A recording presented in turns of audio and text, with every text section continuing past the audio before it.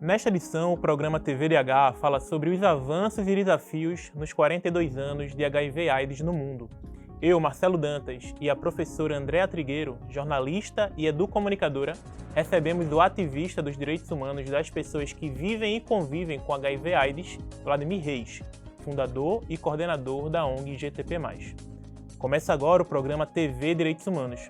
O TVDH é um projeto da Cátedra Unesco-Unicap de Direitos Humanos Dom Helder Câmara, produzido pelos estudantes de jornalismo do projeto de extensão EducomDH, Educomunicação e Direitos Humanos na Mídia, numa parceria com a Cátedra Luiz Beltrão de Comunicação, o Centro Dom Helder Câmara de Estudos e Ação Social, o Movimento das Trabalhadoras e Trabalhadores Sem Terra, o MST, o Centro das Mulheres do Cabo e o Centro de Cultura Luiz Freire.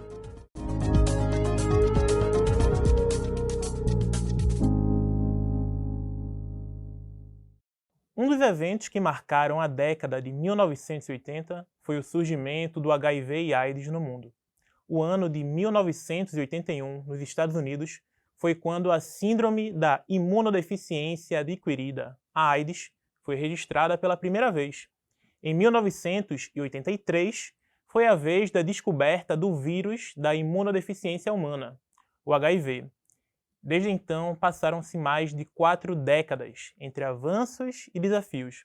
A AIDS já foi associada de forma negativa à comunidade homossexual, violando numerosos direitos desse grupo social. Os estudos na ciência evoluíram para garantir melhor qualidade de vida das pessoas infectadas. Os movimentos sociais pressionaram e conquistaram direitos específicos desta população. Mas ainda há muito a se avançar.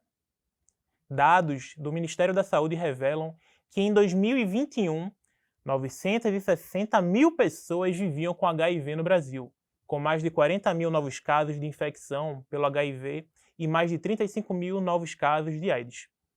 Apesar de representar uma queda de 24% nas mortes por AIDS, ainda são números preocupantes. Passadas essas 4 décadas, o que se abre no horizonte? Andréa Trigueiro, Vladimir Reis, sejam muito bem-vindos ao TVDH. Eu falo um pouco nesse texto de abertura, o crédito de vocês, mas eu acho que vale muito mais na palavra de vocês mesmos, né, dizer quem vocês são, por favor. Eu sou jornalista e educomunicadora, como você bem mencionou. Também sou defensora dos direitos humanos, se a gente levar em conta que o Código de Ética da nossa profissão, né, de jornalista, diz que nós devemos defender os princípios da Declaração Universal dos Direitos Humanos. Então, entendo que, por natureza, somos também defensores dos direitos humanos. Sou casada, tenho um filho, sou uma mulher branca, hétero, visto uma blusa de manga comprida, cinza com uma calça preta e sapatos azuis. Para quem não enxerga, está assistindo o programa, faço aqui a minha audiodescrição também. Maravilha. Vladimir, por favor. Bom, eu sou Vladimir Reis, vivo com HIV há 34 anos, sou coordenador do Grupo de Trabalhos em Prevenção Positiva, como você falou, GTP+. O GTP+, é uma entidade fundada por pessoas vivendo com HIV. A primeira da região norte e nordeste do Brasil. Hoje, a gente, com muito orgulho, diz que a gente é uma instituição solidificada, né, porque a gente tem financiadores, tem apoio da população, a credibilidade é muito grande. E as pessoas vivendo com HIV que chegam para nós, elas chegam em uma situação muito precária ainda, né? Hoje, com grandes avanços, nós vemos, mas a gente vive num país rico e extremamente desigual. Então, a desigualdade hoje atinge as populações femininas e negras. Vladimir, esse programa a gente tem a perspectiva sempre de construir uma grande roda de debate para que quem nos assiste comece a entender um pouco mais, se aprofunde um pouco mais sobre o tema. E aí eu queria fazer uma pergunta que surge muito na cabeça de quem está se deparando ali, né, inicialmente com o tema, que é como é que se contrai ou como é que se há essa infecção, né, a partir do vírus do HIV e gera AIDS? Eu primeiramente gostaria de dizer assim que a década de 80 foi a revelação do vírus, né? Era chamada peste gay, né? Então já denomina uma discriminação muito forte, né? Porque hoje, com técnicas mais novas, já se coleta sangues da época de 1954 que pessoas pegaram a famosa AIDS, a famosa peste gay, mas não se identificava como elas morriam, né? Eu diria que dentro dessa perspectiva existiu o estigma, né? A gente tinha um presidente americano chamado Ronald Reagan que ele praticamente passou 5 anos sem comentar a doença, né? Sobre o vírus, né? As pessoas que morriam eram hemofílicos, homossexuais, usuários de heroína, haitianos, travestis, transexuais, populações que ele era bastante conservador. Então, ele não se pronunciou a respeito quando a doença surgiu em grande número em Nova York e em São Francisco. Entendo. André, pegando um gancho no início da fala de Vladimir, ele fala que o presidente ficou praticamente 5 anos sem falar. Quais são os malefícios de a gente ter uma figura pública, né, seja antes, seja hoje, omitindo uma epidemia, omitindo mortes, omitindo questões que vitimizam tantas pessoas? A gente pode falar isso da década de 80, a gente pode falar isso muito recentemente, né, no contexto da pandemia, a partir da comunicação. Como é que a gente pode encarar essas violações? Toda vez que a gente invisibiliza ou apaga um fato, um personagem da história, e aí a mídia tem um papel gigante no sentido de jogar luz sobre esses temas, mas quando a gente apaga e invisibiliza, é como se o problema não existisse. E aí, quando a gente não consegue dar nome, identificar, quantificar esses problemas, os atores e os sujeitos públicos também ficam desobrigados de promover políticas públicas que garantam os direitos desses grupos sociais, por exemplo. Então, se você tem um presidente que se omite de admitir, de falar, de entender esse fato, você tem aí um retardo em ações, né, que possam enfrentar essa possível epidemia ou esse possível problema. A gente fala isso da década de 80, que além do apagamento, a gente tem outro problema que era a estigmatização, o preconceito que se disseminou em relação à população LGBT e outras coisas mais que aconteceram e ainda acontece. E aí as duas coisas são ruins, tanto o apagamento como também uma cobertura não qualificada, quando essa cobertura ela não se aproxima das pessoas envolvidas com aquele fato, não traz à luz entendimento de especialistas, não cobra, né, dos gestores públicos políticas de saúde para que a população possa se prevenir, possa se vacinar, às vezes, dependendo do problema. E em relação à AIDS, houve isso. Primeiro um apagamento, uma omissão. E depois, quando a gente falou sobre isso, a gente falou da maneira mais equivocada, de forma preconceituosa, sem conhecimento de causa. Então, quando a gente cala é ruim porque o problema não existe, mas quando a gente fala mal ou fala de forma equivocada, a gente também desvirtua aí o papel da mídia, que deveria ser promover ações, né, coberturas, debates, reflexões, como o próprio TVDH faz, para que as pessoas tirassem as suas próprias conclusões. Nem o apagamento é bom, nem a cobertura não qualificada também, ela não é boa. Sim. E aqui no TVDH, Vladimir, a gente sempre trabalha muito na perspectiva que os direitos eles se entrecruzam, né? Não tem como a gente falar do direito da população que vive e convive com HIV/AIDS sem falar da comunicação, né? Sem falar da saúde, educação, das políticas públicas. E a gente vai retomar o debate sobre a comunicação e a pauta HIV/AIDS no próximo bloco. No próximo bloco, a reportagem de Rafael Negrão aborda como a mídia tem tratado o tema. A gente volta no instante.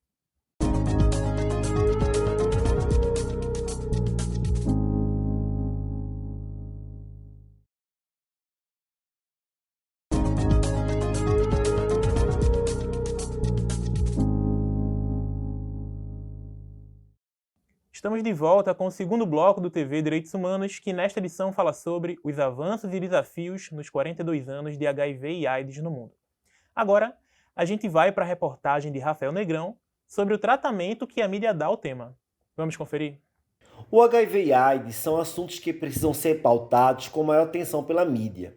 Chegamos na 4ª década da AIDS, mas segundo Alessandra Nilo, jornalista e coordenadora geral da Gestos, ONG referência no assunto em Pernambuco, a imprensa tem deixado a desejar na cobertura. Infelizmente, a mídia tem prestado muito pouca atenção ao HIV/AIDS ultimamente.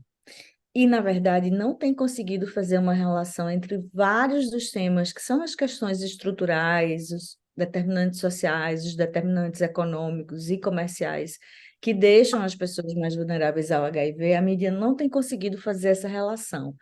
Então, eu acho que a gente precisa voltar ainda para aquele processo que nós fazíamos muito nos anos 90 de informar a mídia, porque, infelizmente, a atenção tem sido muito pouca. Alessandra Nilo dá dicas aos profissionais de comunicação para qualificar a cobertura relacionada ao HIV/AIDS. Acho que eles podem e elas podem ler mais a respeito.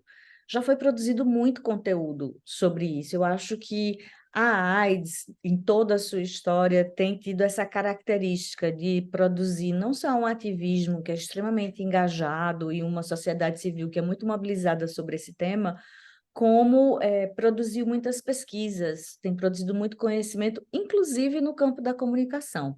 Então, veja, na Gestos, desde 1995, a gente pesquisa sobre as campanhas relacionadas ao HIV/AIDS, nós chegamos a diferentes conclusões que foram publicadas.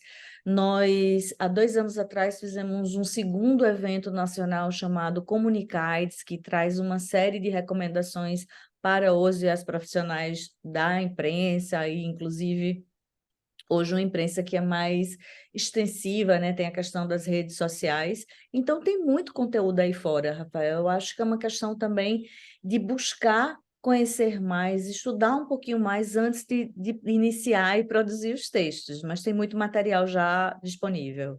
Quem tem contribuído com conteúdos na internet e no ativismo em prol das pessoas vivendo com HIV/AIDS é David Oliveira, que é uma pessoa vivendo com HIV, comunicador social, que produz materiais bem explicativos na rede social. As redes sociais, elas transpassam essas barreiras de acesso, né?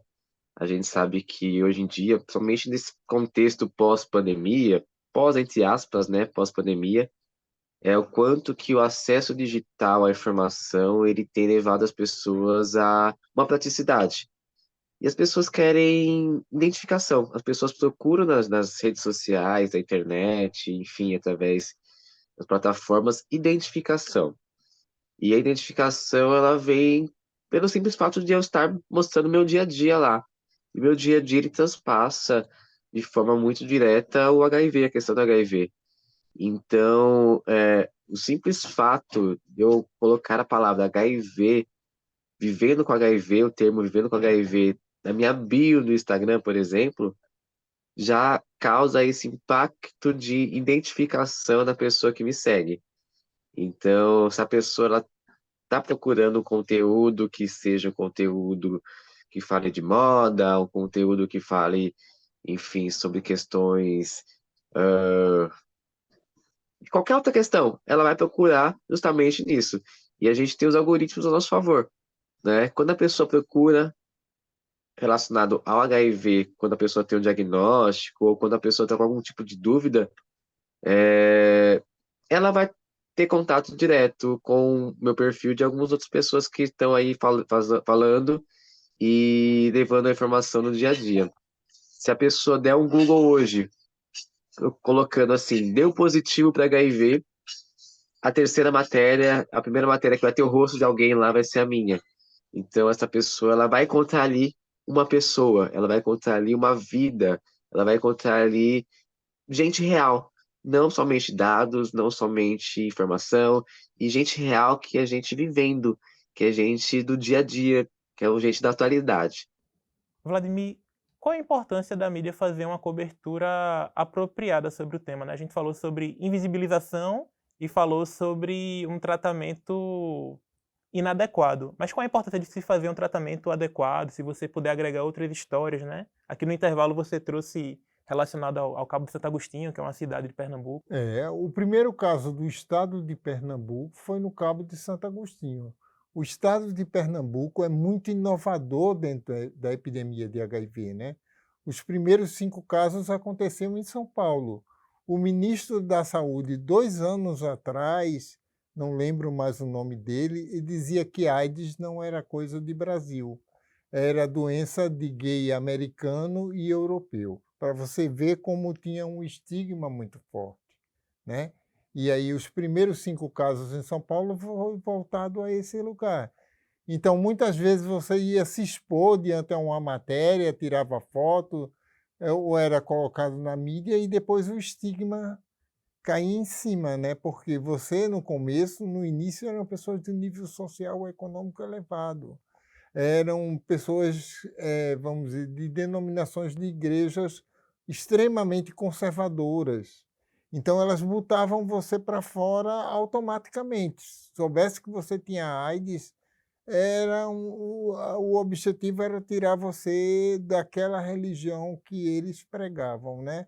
Ou da denominação desse lugar. Aqui mesmo, a entrevista com esse casal, no Cabo de Santo Agostinho, gerou essa situação, porque a menina se expôs na televisão, numa matéria de revista, uma revista famosa da época, e o repórter trocou todas as argumentações, né? Porque você colocava sempre as pessoas como prostitutas, como pessoas que faziam programas, tinham muitos companheiros, muitos parceiros, e gerava a discriminação. Era automática, você tinha que se mudar da tua casa, porque senão o bairro não queria você. André, e a quem interessa fazer essa espetacularização, né, da imagem das pessoas com HIV/AIDS, principalmente nesse contexto, né? É interessante essa pergunta porque num país onde não há educação midiática, onde a gente não consegue ler a mídia de forma crítica, onde a gente não consegue compreender os interesses, às vezes em busca de audiência, os interesses às vezes econômicos, políticos, e aí a gente tem uma audiência que é analfabeta midiática, digamos assim. E aí o que ocorre? Quando a gente não consegue entender essa mídia, a gente tem uma tendência de se interessar pelo que é espetaculoso, sensacionalista, grotesco muitas vezes. E aí, principalmente a televisão, né, acabou adotando um pouco essa cobertura mais espetaculosa, digamos assim. Um exemplo bastante recente é, por exemplo, o caso da menina Eloá, que foi mantida em cárcere pelo namorado e Tem até um depois ela foi documentário, né? Quem matou assassinada. Eloá. Tem um documentário que matou Eloá, e ali a gente viu muito explicitamente uma cobertura espetaculosa, sensacionalista, como se fossem capítulos de uma novela e todos os dias a gente via uma parte e a população parou para assistir aquilo. Inclusive, a gente teve casos de Sônia Abrão entrevistando o sequestrador e depois o assassino da menina Eloá, como se ele fosse uma figura pública que coubesse naquele tipo de cobertura. Obviamente, ele não caberia naquela cobertura. Então, a quem interessa isso, né? Interessa aos donos da mídia que têm interesses em que a audiência seja alta, para que os recursos financeiros voltem em publicidade para a sua emissora. Interessa a pessoas que, de repente, não estão interessadas em investir nas políticas públicas para a garantia de direitos. Por exemplo, se você tem um governo conservador, cuidar de uma doença atribuída a um público gay é quase que ir de encontro à vontade, né, suprema, vamos dizer assim, já que para essas pessoas, às vezes, ser homossexual não é algo natural, não é algo aceitável. Então, interessa para esses grupos. Quando a gente não tem uma população que compreende isso, as pessoas tendem a dar essa audiência, tendem a assistir esses programas, porque elas não compreendem a gravidade de alimentar esse tipo de conteúdo, de programação. Se a gente tivesse uma educação midiática mais presente, teríamos mais chances das pessoas, compreendendo o que assistem, poderem protestar ou dizer: eu não vou assistir dessa forma, eu prefiro uma cobertura mais humanizada, mais respeitosa com os direitos das pessoas. Então, tem um grupo, digamos assim, pequeno de interesses econômicos e às vezes políticos que acaba determinando que essa cobertura vai ser dessa forma, né? E também tem uma distância, muitas vezes. Quando a AIDS surgiu no Brasil, havia uma distância entre quem fazia mídia e quem estava na ponta da lança, do outro lado, vivenciando a problemática no seu dia a dia. Então, havia um distanciamento. Isso também compromete a cobertura, porque a gente acaba não se aproximando dos fatos, das fontes, das informações, e dá uma informação um pouco truncada como essas que a gente viu que na década de 80 aconteceram com muita frequência. Sim, tem até um termo acadêmico que se refere a essa questão que é AIDS notícia, se eu não me engano. Vale aí o nosso telespectador, nossa telespectadora, colocar no Google e dar uma pesquisada. Vladimir, e extrapolando um pouquinho do nosso tempo, eu queria saber de você também que percepções você tem sobre a cobertura midiática hoje acerca do tema, né? Fazendo esse paralelo aí com o início da década de 80, 90. Olha, agora, nesse momento atual, a gente está ainda no respaldo do governo anterior, né? Os últimos do governo anterior e do final do outro anterior. São 6 anos praticamente de retrocessos, né? Você veja, no fim da década, no final do ano passado, já faltava a medicação para as pessoas vivendo com HIV, que já não era uma medicação tão moderna, não era uma medicação com capacidade de melhorar a tua condição de vida para uma situação melhor, entendeu? Já começava a faltar. Então, isso para a gente agora é o retorno desse investimento todo, de toda a luta que a gente promoveu, de todas as questões que a gente lutou, de ter esse retorno nesse momento, né? Eu não vejo a mídia hoje, nesse momento, criando esse tipo de procedimento, mas acho que na hora que ela fala, ela precisa ter esse contexto, né? Contexto da epidemia, contexto da forma de transmissão, né? Porque é importante você entender por que populações são mais inerentes a pegar ou não, entendeu? Eu acho muito importante quando ela falou isso, porque quando os idosos começaram a tomar essas pílulazinhas azulzinhas, né, que despertou a sexualidade deles, eu digo isso porque eu sou HIV positivo e estou idoso, mas a gente não chegava a esse lugar, entende? Mas há uns 10 anos atrás, quando essas vivências começaram a acontecer, muitas pessoas idosas começaram a ter sua vida sexual novamente. Então, eles quiseram viver a sua sexualidade. Isso deixava vulnerável, porque eles não utilizavam preservativo. Então, pegava-se a partir desse lugar. Então, teve uma senhora de idade, acho que na época, 10 anos ou 15 anos atrás, que ela se expôs. Ela precisou de sair da comunidade, que era uma comunidade muito pobre. Ela precisou de sair de lá porque as pessoas diziam que não queria ela lá. Entende? Então, às vezes, expor, você precisa criar estratégias para não haver a discriminação, né? Como ela bem citou, as pessoas às vezes utilizavam isso para vender jornal, para vender publicidade, e não atentava no direito daquela pessoa que se expunha. Então, esse é preocupante. Eu diria que hoje não há mais isso. Pelo menos eu digo tranquilamente que vivo com HIV, né? Que fui chamado de aidético, né? Porque, como você vê, era uma peste gay, passou a ser a doença dos 5Hs, né? Homossexuais, usuários de heroína, haitianos, né?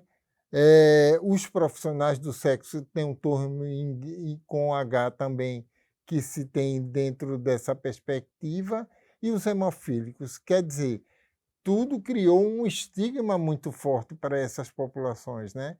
Então, tem tudo esse momento de agora, hoje, a gente falar eu vivo com HIV, é diferente do que a gente tinha que se reportar naquele período, né? Sim, com certeza. E surgem várias dúvidas, né? Vários questionamentos sobre o tema, e a gente vai estar refletindo um pouco acerca deles no próximo bloco. No próximo bloco tem o quadro Fala Povo com Alex Souza, levando para as ruas a pergunta: você sabe a diferença entre HIV e AIDS? A gente escuta as respostas já já.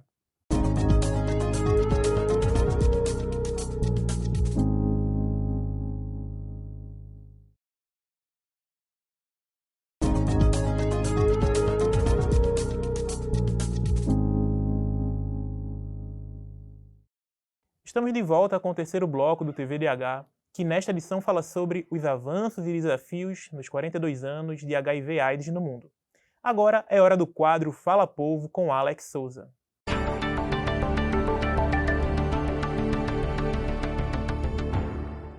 O estigma em torno do HIV e AIDS ainda é uma barreira significativa que impede muitas pessoas de procurar testes e tratamento. Isso ocorre principalmente devido à falta de conhecimento sobre o assunto. Quando a HIV e a AIDS surgiram no Brasil, na década de 80, muitos equívocos também ocorreram, como a falsa notícia de que a doença poderia ser transmitida pelo contato casual, como um aperto de mão. Além disso, a AIDS foi inicialmente associada a determinados grupos sociais, como homossexuais e usuários de drogas injetáveis. Por isso, o Fala Povo de hoje quer saber: você sabe qual é a diferença entre HIV e AIDS? O HIV seria o vírus e a AIDS seria a doença. Então, eu tenho uma dúvida. Eu acredito que o HIV seja o nome do vírus e AIDS seja a nomenclatura da doença. Eu creio que, assim, exatamente não. A questão de nome, HIV, se é a questão da doença, o AIDS, né? Ou o contrário. Sempre uma dúvida, assim. Eu acho que isso, a pessoa mais de medicina, que talvez tenha o conhecimento da diferença entre as duas coisas, né? A AIDS e o HIV. Vladimir, a gente consegue perceber que ainda, apesar de ter surgido na década de 80, ter tido toda essa cobertura problemática, né, para dizer o mínimo, da mídia, ainda é um tema que as pessoas não sabem muito bem dizer o que é, não sabem muito bem distinguir. E aí a gente tem uma falha, inclusive, da comunicação enquanto um espaço de educação também. Aí a gente já vai retomar essa questão com a professora Andrea. Mas eu queria que você esteja aqui também nos educando o nosso público, para a diferença entre HIV e AIDS e por que há essa confusão, Vladimir. HIV é o vírus, tá? Eu vivo com HIV, eu tomo só medicação para controlar, para não ficar doente de AIDS. Porque a AIDS é a doença que você vai ficar exposta nesse lugar. Você veja, ao governo anterior, a gente estava se deparando com jovens com AIDS, sem fazer propaganda de prevenção. As pessoas achavam que a AIDS não existia mais, então as pessoas jovens ficavam vulneráveis ao HIV. E quanto mais você tem menos conhecimento, mais vulnerável fica, né? Então, a gente se deparava com muitos jovens já com doenças oportunistas do início da epidemia. O sarcoma, que é um tipo raro de câncer, que se expõe a esse lugar. Quer dizer, a gente se deparou com diversos jovens o ano passado, nos últimos 6 anos, de pessoas que pegaram HIV, mas já chegavam doentes de AIDS. Então, você cuidar de um procedimento com um estigma muito forte, diante a uma comunidade que te vê com AIDS, é difícil ainda, tá? Mas se você ter o conhecimento desse lugar antes de adoecer, então se há tratamento. A medicação hoje é extremamente moderna, né? Esse governo atual tem trazido avanços para o Brasil. A gente ainda está no orçamento do governo anterior, mas praticamente a gente vai tomar, uma pessoa com HIV vai tomar uma medicação só. Eu já tomei 14 medicações, 15 medicações, entende? Quer dizer, é um avanço muito grande, é uma perspectiva de avanço muito grande. Eu diria que você viver com HIV hoje é uma estimativa de qualidade de vida, porque as pessoas ainda têm o estigma e o preconceito. A gente tem diversos evangélicos que são dos grupos que a gente trabalha, que eles não dizem em outro lugar que vive com HIV, entende? Eles não se colocam nesse lugar. Professor, aí puxando o gancho para comunicação, essa falha da comunicação, né? Da comunicação pública também, entendendo que ela foi muito aparelhada, né, nesses últimos 6 anos, no sentido de atuar para educar, né, para a cidadania e tá explicando para os jovens, tá ensinando para os jovens e para as outras populações qual é a diferença, como se prevenir, se contraiu, como se cuidar da melhor forma. Como é que a gente consegue refletir sobre isso? Eu acho que muita gente falha, né? Falha a comunicação, falha a educação, falha a gestão pública, né? Falha a gestão pública, falha a família.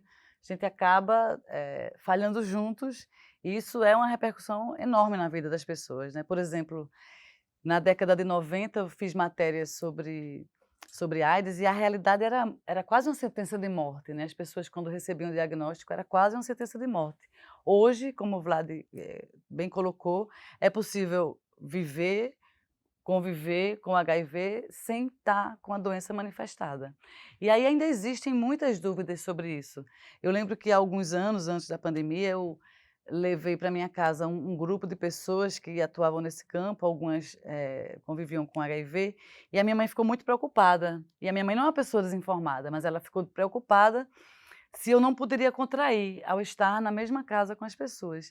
E aí eu precisei fazer uma conversa, explicar e tal, porque é um pouco do que o Vlad trouxe. Você hoje pode ter um diagnóstico, pode conviver com o vírus e não manifestar a AIDS exatamente, mas isso é tão simples de explicar e muita gente não sabe.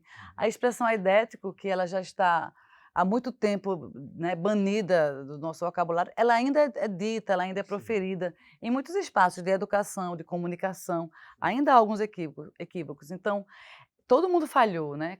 Cada um na sua parte. Eu acho que o jornalismo falhou, no sentido de que não trouxe luz para esse tema, não explicou dessa forma didática, simples, não trouxe mais casos, não apenas nas datas, né, comemorativas, que a gente geralmente fala sobre isso, mas de forma mais distribuída durante as pautas do ano, né? Falar sobre pessoas que convivem com HIV e podem gerar filhos. Eu conheço um casal que os dois têm carga viral indetectável e eles puderam engravidar e tiveram uma menina linda que não tem o vírus e etc. Então, hoje não é mais uma sentença de morte, as pessoas trabalham, amam, se divertem, atuam, né, nos seus campos.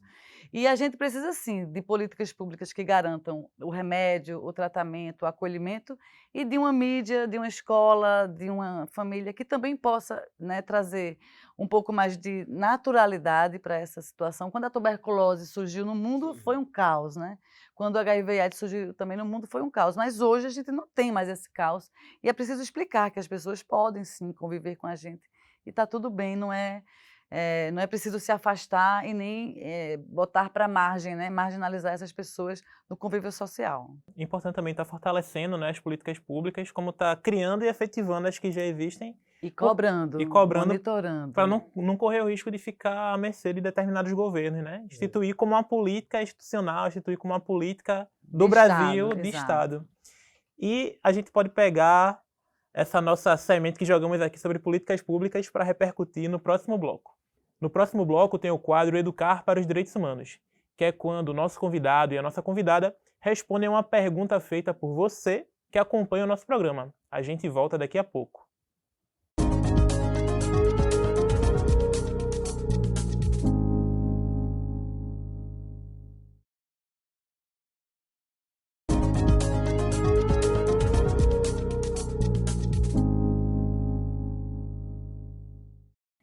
Estamos de volta com o quarto bloco do TV Direitos Humanos, que nesta edição tem como tema os avanços e desafios nos 42 anos de HIV/AIDS no mundo. Agora, Vladimir Reis e André Trigueiro respondem a uma pergunta enviada por quem acompanha o nosso programa. É o momento do quadro Educar para os Direitos Humanos, com Cecília Belo.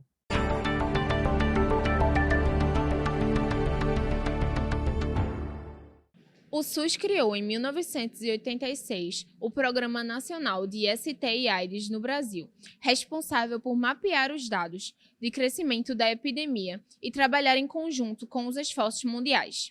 Relatório divulgado pela UNAIDS recentemente mostra que o país avançou com relação ao combate do estigma à doença e da ameaça do vírus à saúde pública. Quais os métodos implantados atualmente em questão de saúde pública mais eficazes para prevenir a transmissão do HIV?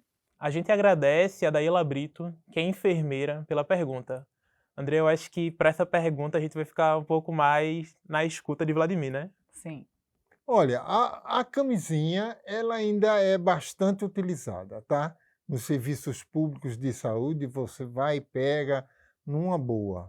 Não tem que dizer quantas camisinhas quer ou quantas precisa, porque as pessoas têm que viver sua sexualidade a partir da sua vivência, entendeu? Seja com 1, com 2, com 3, mas tendo as estratégias de prevenção, né?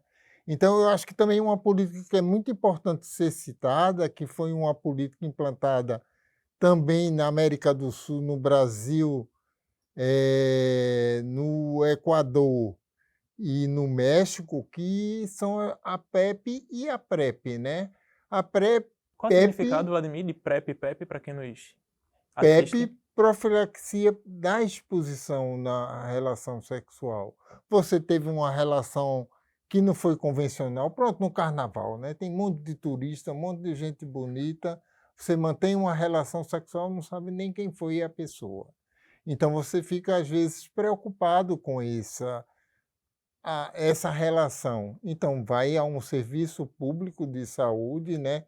Aqui no estado tem diversos serviços que atendem nessa perspectiva, até 72 horas após a relação sexual, tá? Você vai a uma emergência, diz que teve uma relação de risco, vem toda uma equipe fazer uma entrevista, fazer os cuidados necessários e dar uma medicação que você toma para evitar o HIV se foi contaminado naquele momento, né?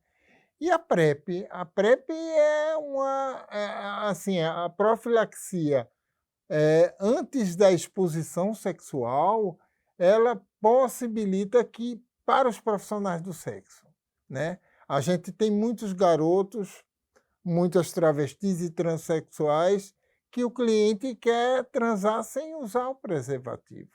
Ela já se previne através dessas medicações. Ou seja, ela vai tomar a PrEP e ela vai ficar protegida para qualquer relação sem preservativo. Entende? Claro, isso tem toda uma dinâmica de trabalho. O Oswaldo Cruz é a referência aqui. Vai lá, conversa, sabe, toma a medicação. 72 horas depois de você começar a tomar a medicação, você já está imune ao HIV, né? É de grande importância isso na perspectiva do trabalho sexual, tanto de mulheres como de homens, como de travestis, transexuais, da população, vamos dizer, LGBTQIA+, né?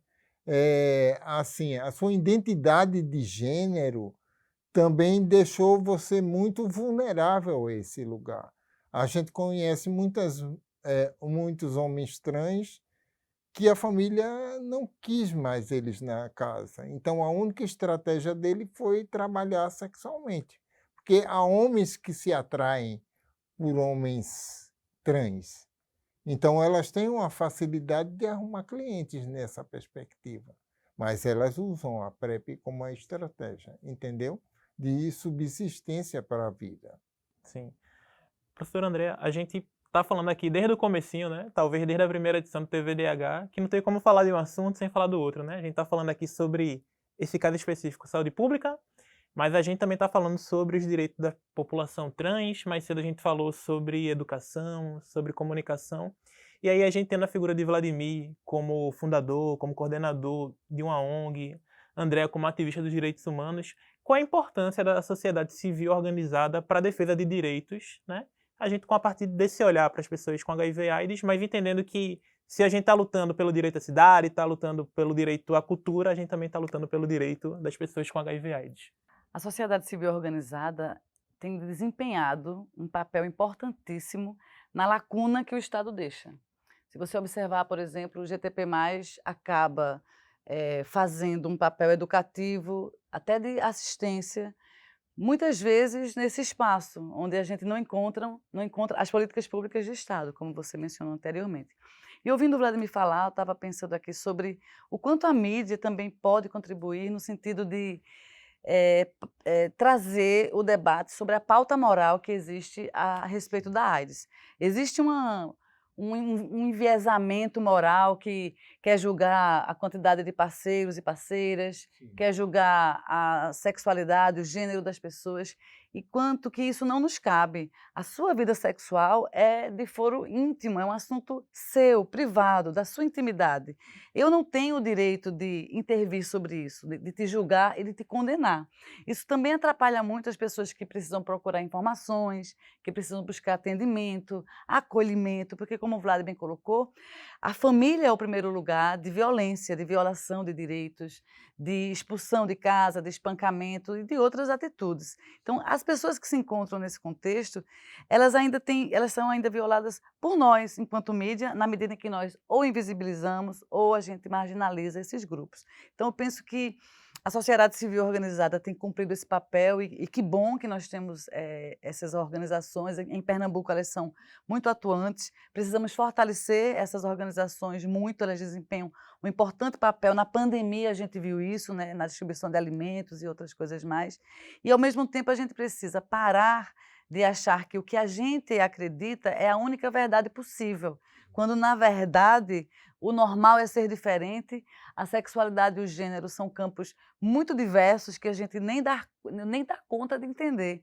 Eu não consigo dar conta, viu, Vlad, de muitos alunos e alunas e alunos que chegam para mim com uma liberdade sexual muito maior do que a que eu tenho, por exemplo, e que é uma coisa natural, e é preciso que a gente entenda isso, e não discrimine, marginalize, julgue e condene, né? Isso é muito desagradável, isso é uma violação, isso é antidemocrático, porque, afinal de contas, temos liberdade de expressão.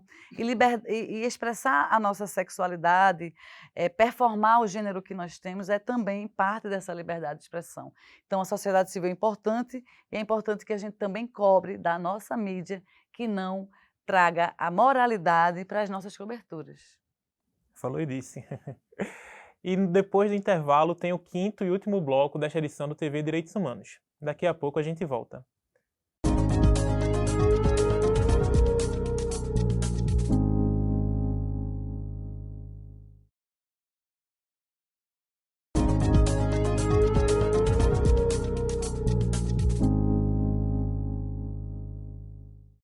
Chegamos ao quinto e último bloco do programa TV Direitos Humanos, que nesta edição fala sobre os avanços e desafios nos 42 anos de HIV/AIDS no mundo. Para isso, contamos com a presença do ativista dos direitos humanos das pessoas que vivem e convivem com HIV/AIDS, Vladimir Reis, fundador e coordenador da ONG GTP+, e da professora Andréa Trigueiro, jornalista e educomunicadora. A gente está aqui agora no quinto bloco, né? Aquele momento que a gente fala, poxa, que pena, né? Mas a gente continua aqui discutindo para depois do programa, que o nosso público também continue pesquisando sobre o tema, procure o GTP+. E, Vladimir, aqui nos bastidores, né, a gente viu a necessidade de dar aquela reforçada. Tem que usar camisinha, independente do PrEP e do PEP? E como é que essa população que precisa desse atendimento de saúde tem acesso? É só chegar nos hospitais, nos postos que já conseguem? A camisinha, ela é disponibilizada em todos os postos de saúde. E ela não tem limitações. Ah, não, você pega 5, você pega 10, você pega 20. Ou a profissional de saúde, que também tem esse problema que a gente sente, dizer, por que você está pegando 10 preservativos e não 1? Entendeu? Isso não é do lugar dela, né? A quantidade que você necessita depende do local que você trabalha, né?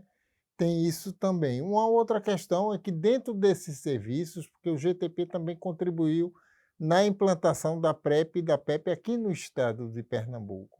A outra questão é justamente que essas populações mais vulneráveis, elas não têm acesso com facilidade, porque você é um trabalhador ou trabalhadora sexual, muitas vezes você vai para ali para se alimentar, que a discriminação é muito forte se você expõe seu gênero para determinados locais ainda na cidade. Então, isso fica difícil. Eu acho que essa é uma estratégia que a gente precisa pautar, porque você não vai tomar PrEP, simplesmente chegar lá e pegar a PrEP e tomar. Você vai ter que se cadastrar, vai ter que ser acompanhado pelo profissional. Tem todo um processo que precisa ser acompanhado nesse sentido, né? A outra questão da importância do preservativo é evitar outras ISTs, outras infecções sexualmente transmissíveis. Você pode pegar uma gonorreia ou qualquer outra infecção numa relação simples sexual. Então, o preservativo também é a primeira e a grande estratégia de prevenção também a outras ISTs, né? Então, não tem como não deixar. Tem homens que têm dificuldade, eles dizem que não sentem prazer, muitas mulheres utilizam as estratégias de prevenção ao HIV, mas o companheiro não quer. Ou seja, a camisinha, não, vamos usar a camisinha, não precisa, sou seu, né? Tem essa história, né? Isso a gente vê que não é necessariamente dessa forma, que ele se coloca quando ele está vivendo pelo mundo, né? Então, são diversos momentos que a gente precisa ter cuidado. Agora, viver a sua sexualidade é importante. Viver todos os prazeres desse lugar também é importante. E quando você é mais jovem, aí isso desperta ainda mais. E né? é um direito também, né? É um direito, claro. Andrea, falando enquanto mulher, a gente vê que os dados nos mostram que essa população está contraindo mais, né, o vírus do HIV, né, se infectando mais, adquirindo mais a doença da AIDS. E no recorte global, como apontam dados da UNAIDS, que é um grupo de trabalho específico das Nações Unidas sobre o enfrentamento à AIDS, aponta que o grupo que mais cresce são de meninas e jovens mulheres, mais ou menos a partir dos 15 anos. Como é que você entende isso a partir também desse olhar que Vladimir nos trouxe agora sobre os parceiros se negarem a usar, né, os preservativos, porque aí a gente vê muito numa construção patriarcal, né, a gente vê muito do machismo, de uma construção misógina posto dentro dessas relações sexuais também. Veja como faz falta uma mídia que possa trazer informações que nos ajudem a ter uma qualidade de vida melhor. Porque, veja, nos últimos anos, o HIV avançou sobre mulheres, pessoas mais jovens, incluindo as meninas e os meninos, pessoas do interior e pessoas mais pobres. E aí, ouvindo o Vlad falando e lembrando, a camisinha também é muito importante para as meninas. Além das ISTs, tem gravidez indesejada, tem a questão do HIV. E aí a gente que é mulher vive nesse mundo machista. Não é fácil ser mulher no mundo machista, porque isso se revela de várias maneiras, de várias formas. Então, se para um homem gay, para uma travesti, para uma pessoa trans, para uma pessoa que é profissional do sexo, já há um estigma, já há um preconceito, em relação às mulheres também. Por que é que as mulheres vão pegar 10 camisinhas e não uma? Essa menina é muito, né, sei lá, sem vergonha, ela não se dá valor. Então a gente passa também por um processo de julgamento e condenação da nossa sexualidade, e isso acaba às vezes nos fazendo assim, nos retirarmos de alguns debates. Vergonha de conversar com a família, medo de ir num posto de saúde. E isso leva a gente, às vezes, a uma gravidez indesejada, a uma infecção sexualmente transmissível. E aí é preciso romper um pouco esse padrão e essa bolha, né, nós, mulheres e meninas, e procurarmos, sim, nos informar, e procurarmos também exercer o nosso protagonismo. Olha, amigo, é sem camisinha, então é sem conversa. Não dá para fazer, porque é muita exposição. No mínimo, é uma exposição a ISTs, além de outras questões mais graves. Às vezes a menina está com 15, 16 anos, engravida. No Brasil, o aborto é legal em algumas situações, mas em inúmeras outras não. As decisões sobre o corpo da mulher são tomadas pelo Estado, pelo parlamento, formado por homens. Então, é muito importante também que as meninas se apropriem da sua sexualidade de uma maneira autônoma e protagonista, entendendo os riscos que corre e as dores e delícias de sermos quem somos, e não nos curvarmos a essa escolha, por exemplo, do companheiro de dizer que não quer usar camisinha. Então, sem camisinha não tem conversa, e vamos buscar informações nos canais que possam nos fornecer isso, para que a gente não seja enganada, a gente não adoeça, né, sem saber que está correndo esse risco, e principalmente para que a gente seja dona do nosso corpo, do nosso nariz, da nossa vida, e que não tenhamos mais esse governo masculino sobre nós. Justo. E aproveitando esse 1 minutinho que nos resta para encerrar o programa, eu queria também que vocês trouxessem alguma indicação, né? Ou comentar um pouco mais como é que quem nos assiste, quem nos ouve, quem nos acompanha, pode acompanhar também o trabalho de vocês. Vladimir, por favor. O GTP+ é aqui no centro da cidade, aqui na Boa Vista, na Manuel Borba, 545, primeiro andar. Você vê logo no espaço, na entrada, em frente ao Sindicato dos Bancários, uma faixa mostrando a instituição.